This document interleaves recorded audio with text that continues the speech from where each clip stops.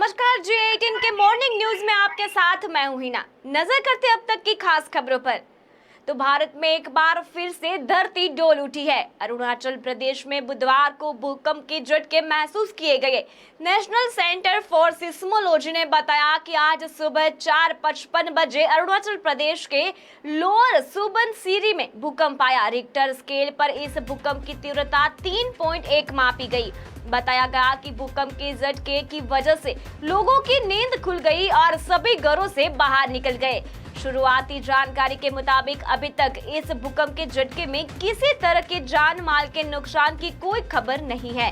हालांकि भूकंप की वजह से लोग सहमे नजर आए। फिलहाल भूकंप का केंद्र और उसकी गहराई की जानकारी नहीं मिली है।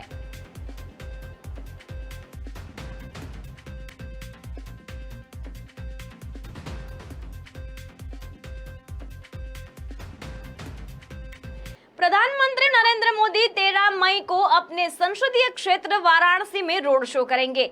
इसके लिए पार्टी ने तैयारियां शुरू कर दी है। वाराणसी लोकसभा प्रबंध समिति ने बैठक करके रोड शो के रूट और तैयारी पर चर्चा की। प्रधानमंत्री के रोड शो का जगह जगह भव्य स्वागत किया जाएगा। नरेंद्र मोदी 14 मई को नामांकन दाखिल कर सकते हैं। इसी दिन गंगा सप्तमी का शुभ संयोग भी है। पीएम का रोड शो 13 मई की शाम को होगा। इसके लिए तैयारियां शुरू कर दी गई है। रोड शो के भव्य बनाने के लिए प्रमुख कार्यकर्ताओं को जिम्मेदारी दी गई है।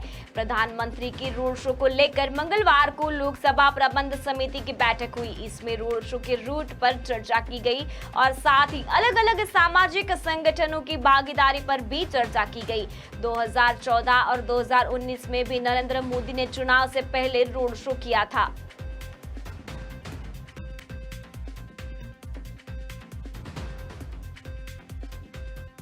गृह मंत्री अमित शाह आज लखीमपुर खीरी, हरदोई और कन्नौज में जनसभा करेंगे। बीजेपी के राष्ट्रीय संगठन महामंत्री BL संतोष गौड़ा और बाराबंकी में बैठक करेंगे। बाराबंकी गौड़ा के कार्यकर्ताओं को जीत का मंत्र देंगे। सीएम योगी कानपुर, एटा और शाहजहांपुर में जनसभा करेंगे। कांग्रेस नेता प्रियंका गांधी रायबरेली और अमेठी में लगातार एक हफ्ते तक चुनाव प्रचार करेगी। रायबरेली में आज बछरावा, महाराजगंज और शिवगढ़ में जनसभाएं करेंगी। कार्यकर्ताओं के साथ बैठक भी करेगी।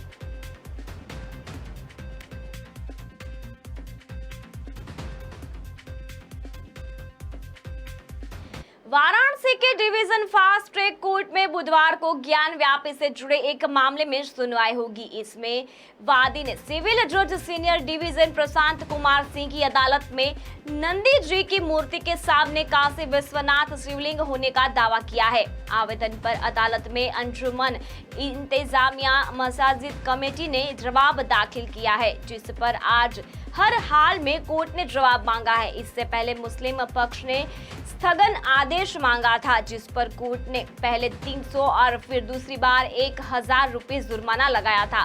कोर्ट ने सख्त लहजे में कहा कि यह स्थान आवेदन इस शर्त के साथ स्वीकार किया जा रहा है कि अब और कोई स्थगन आवेदन नहीं दिया जाएगा। कोर्ट में शहर के बजरडीहा के विवेक सोनी और चिंतईपुर के जयध्वज श्रीवास्तव ने अपने अधिवक्ता के माध्यम से अदालत में 25 मई 2022 को याचिका दाखिल की थी।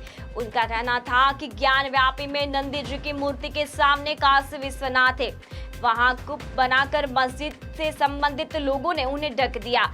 इससे काशी विश्वनाथ के पूजा पाठ, भोग प्रसाद, आरती सहित अन्य कार्यों में व्यवधान पड़ रहा है।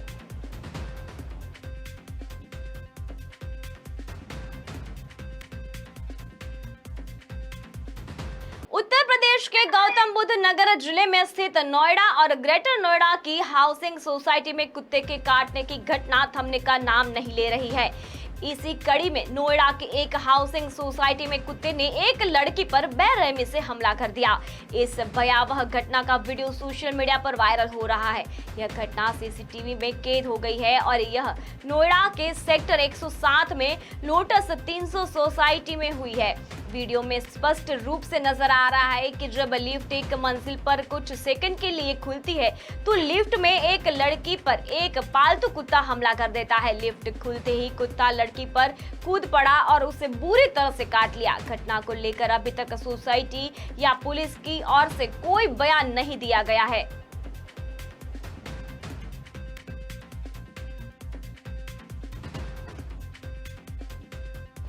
एस्ट्राजेनेका द्वारा डेवलप कोरोना वायरस वैक्सीन को लेकर मचे बवाल के बीच नया अपडेट सामने आया है। दिग्गज दवा निर्माता कंपनी अब दुनिया भर से अपने टीके को वापस ले रही है। बता दें कि कुछ दिनों पहले ही फार्मास्यूटिकल कंपनी एस्ट्राजेनेका ने एक कोर्ट में वैक्सीन के खतरनाक साइड इफेक्ट की बात स्वीकार की थी। इसके बाद कंपनी की ओर से यह कदम उठाया गया है। हालांकि कंपनी का कहना है कि साइड इफेक्ट विवाद और वैक्सीन को वापस लेने की प्रक्रिया इत्तेफाक है। सूत्रों के अनुसार एस्ट्राजेनेका ने वैक्सीन वापस लेने के बारे में भी जानकारी दी है।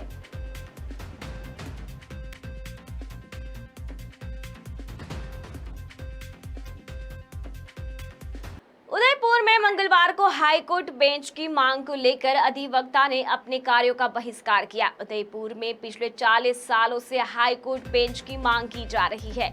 हाईकोर्ट बेंच की मांग को लेकर हर महीने की 7 तारीख को अधिवक्ता अपने कार्यों का बहिष्कार कर रहे हैं। हर बार चुनाव में राजनीतिक पार्टियां इसे चुनावी मुद्दा तो बनाते हैं, लेकिन अभी तक इन अधिवक्ताओं की मांग जो है उसे पूरी नहीं की गई। अधिवक्ताओं का कहना है कि उदयपुर ट्राइबल बेल्ट में आता है। ऐसे में बहुत सारे मामलों में लोगों को समय पर न्याय नहीं मिल पा रहा है। उदयपुर संभाग के लोगों को हाई कोर्ट के लिए जोधपुर जाना पड़ता है। अगर उदयपुर को हाई कोर्ट बेंच मिल जाती है तो लोगों को सस्ता और त्वरित न्याय मिलने में मदद मिलेगी। हर वर्ष की भांति आज 7 तारीख को हमने पूर्ण न्याय कार्य का बहिष्कार किया है हाईकोर्ट बेंच को लेकर, और इस बार काफ़ी संख्या में अधिवक्ता गण उपस्थित है और हमने इस सभा के अंदर कुछ कमेटियां बनाने का डिसाइड किया है, जो जनप्रतिनिधि से मिलेंगे, यहाँ सामाजिक संस्थाओं से मिलेंगे, यहाँ जो एसोसिएशन है उनसे मिलेंगे, व्यापार मंडल वालों से मिलेंगे, और जो आदिवासी नेता हैं, विभिन्न संगठन के जो लोग हैं, उनसे भी हम चर्चा करेंगे और सरकार से अलग बात करने की एक कमेटी बनाएंगे जो सरकार, राज्य सरकार से बात करे, सेंट्रल गवर्नमेंट से जो बात करेंगे उनकी कमेटी हम बुलाएंगे। क्योंकि जब तक हम इस काम को बांटेंगे नहीं, आंदोलन आगे नहीं बढ़ेगा। अगर सेंट्रलाइज रख के एक आदमी और एक एसोसिएशन ही काम करेगी तो आगे नहीं बढ़ सकता। इस बार हम काम बांट रहे हैं और विभिन्न जो हमारे क्षेत्र हैं, बांसवाड़ा, डूंगरपुर और यहाँ टोलियाँ, हम 19 एडवोकेट की निकालेंगे, उनको भेजेंगे, उनके नेताओं से बात करेंगे, आदिवासी नेताओं से बात करेंगे और उनकी समस्याओं को भी सुनेंगे और उनके द्वारा भी मैंने एक ज्ञापन प्रेषित करेंगे। ये हमने निर्णय लिया है।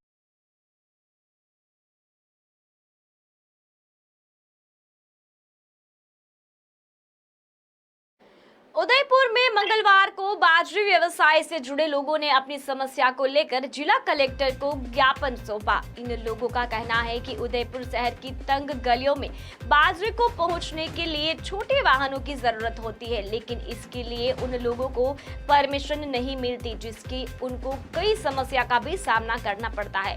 कई बार तो इस तरह के परिवहन को अवैध घोषित कर दिया जाता है। इसके अलावा कई बाजरी माफिया यहाँ पर अवैध कारोबार कर रहे हैं, जिससे स्थानीय लोगों जो कोई सालों से इस व्यवसाय से जुड़े हैं उन्हें कई समस्या का सामना करना पड़ता है। मेरा बिल्डिंग मटेरियल से रिलेटेड व्यवसाय है। श्री नागनीचा बिल्डिंग मटेरियल मेरी फर्म है। हम सब जने बिल्डिंग मटेरियल से रिलेटेड व्यवसाय के ही व्यवसायी हैं और 100 से 150 जने हम जितने ही उस व्यवसाय जुड़े सब लोग यहाँ आए हैं कलेक्टर साहब को हमारी समस्याओं से अवगत कराने के लिए। उसमें एक तो क्या है कि हम जैसे बाहर से कोई अल्टीमेट माल लेके आते हैं, स्टॉक में खाली होती है गाड़ियाँ, उसके बाद जो तंग गलियों में जो छोटे साधन से जो माल पहुंचाना होता है वो पहुंचाने के लिए टीपी की परमिशन गवर्नमेंट से नहीं मिली हुई है, तो हमेशा वो चीज़ें अवैध घोषित होती है। तो उस चीज़ के लिए एक तो टीपी की परमिशन के लिए हम ज्ञापन देने के लिए आए। दूसरी चीज़, यहाँ पे कुछ लोग जो बाहरी लोग यहाँ ओनर, गाड़ी ओनर यहाँ नहीं रहते हैं और यहाँ के दलालों के भरोसे यहाँ पे व्यापार चलाते हैं, जिसमें वो दलाल उन गाड़ियों में से माल उतार के चोरी करके कस्टमर को 1100 से 1200 रुपये के टन के आसपास वो रेट पड़ती है, तो चोरी करके व्यवसाय करें, जिससे यहाँ के निजी जो व्यवसायी जो पिछले 20-20, 25-25 साल से हम इस व्यवसाय से जुड़े हुए लोग हैं, वो सब परेशान हो गए। हमारी गाड़ियों की किस्तें पे नहीं हो पा रही है, और उन लोगों से हमने बार बार रिक्वेस्ट करने के बाद भी कि आप अगर इस व्यवसाय से जुड़े हो तो आप संगठन से आके जुड़ो, और उसके बाद में आप आपका यहाँ आदमी नियुक्त करो जो आपकी गाड़ियों के पास में रहे, ताकि आपकी गाड़ियों से और इसमें चोरी नहीं हो। और एक आए दिन बजरी का जो और बिल्डिंग मटेरियल का जो लीगल व्यवसाय करने वाले उनको माफिया को नाम दिया जा रहा है। उन लोगों को जो दिया जा रहा है जो वास्तव में इस माफियागिरी करे, चोरी चकारी करे, उन लोगों के खिलाफ हम यहाँ पे साहब को अवगत कराने के लिए ज्ञापन देने के लिए आए हैं। मेरे बिल्डिंग मटेरियल्स दिल्ली कैपिटल ने राजस्थान रॉयल्स को हराकर आईपीएल प्लेऑफ के समीकरण को दिलचस्प बना दिया है।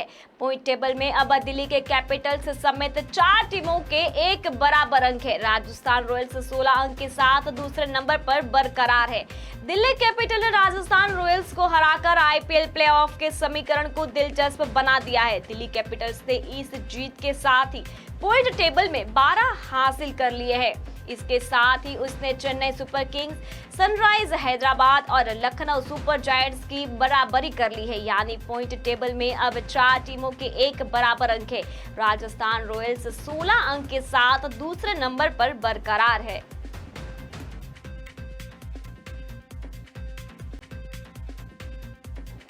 तो फिलहाल खबरों में बस इतना ही। आगे देश और दुनिया की ताजा खबरें देखने के लिए जुड़े रहिए G18 के साथ। नमस्कार।